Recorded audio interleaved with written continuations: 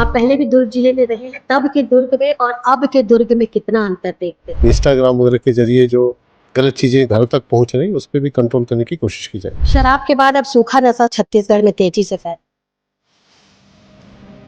बीते दिनों राज्य सरकार ने एक बड़ी प्रशासनिक सर्जरी की, जिसके तहत 11 आईपीएस अधिकारियों के तबादले किए गए।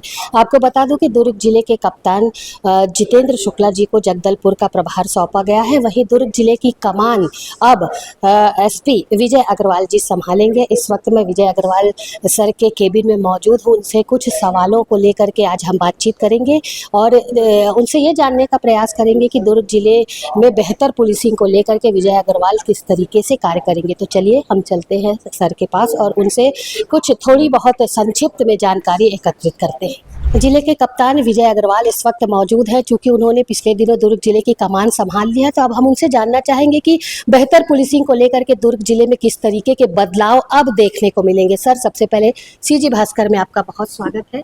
आप पहले भी दुर्ग जिले में रहे हैं, तब के दुर्ग में और अब के दुर्ग में कितना अंतर देखते हैं?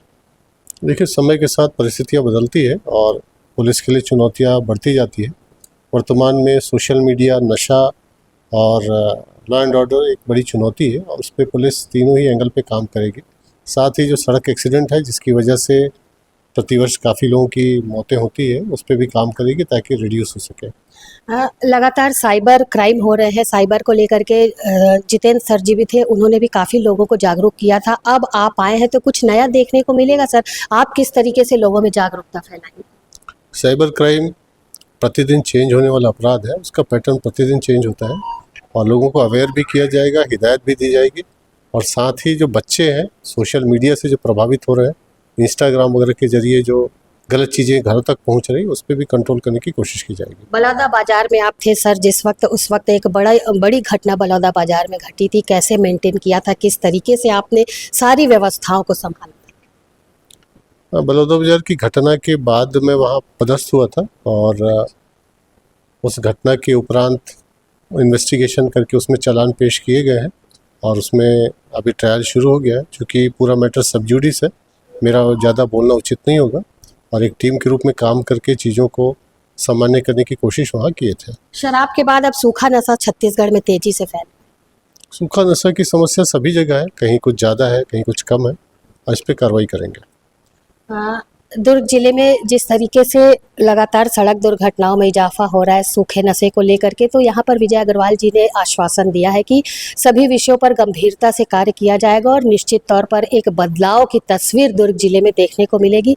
सर, आपने पदभार संभाला है, आपको बहुत सारी शुभकामनाएं, बधाई, और हम चाहेंगे कि आपके रहते दुर्ग जिले में काफ़ी सारे बदलाव देखने को मिले। मैं अपनी ओर से पूरा प्रयास करूँगा। धन्यवाद। जिले के कप्तान विजय अग्रवाल जी से अभी हमने बातचीत की, कुछ विषयों को लेकर के उनसे हमने बातचीत की। बातचीत के दौरान उनका कहना था कि अभी उन्होंने जिले की कमान थामी है और अभी ज़्यादा दिन नहीं हुए, तो अभी चीज़ों को समझने में थोड़ा सा वक्त लगेगा। लेकिन जिस तरीके की बातें उन्होंने कही है कि उनके कार्यकाल में कुछ बदलाव दुर्ग जिले में देखने को मिलेंगे, तो ये इन बातों में कितनी सच्चाई है, ये आगामी दिनों में देखना होगा। लेकिन फिलहाल एसपी विजय अग्रवाल ने यहाँ पर दुर्ग वासियों से, दुर्ग के लोगों से ये वादा किया है, उनसे ये उम्मीद की है कि वो भी उनका साथ देंगे और कुछ जिम्मेदारी अपनी भी समझेंगे और कुछ अपेक्षाएं पुलिस से भी करेंगे। फिलहाल क्या कुछ निष्कर्ष निकल कर इस खबर पर आता है, क्या जिस तरीके की बातें एसपी विजय अग्रवाल ने कही है वो सच साबित होती है और आगामी दिनों में दुर्ग की नई तस्वीर देखने को मिलेगी, ये समय बताएगा। फिलहाल मेरे सहयोगी लक्ष्मीकांत देवांगन के साथ दुर्ग से मैं।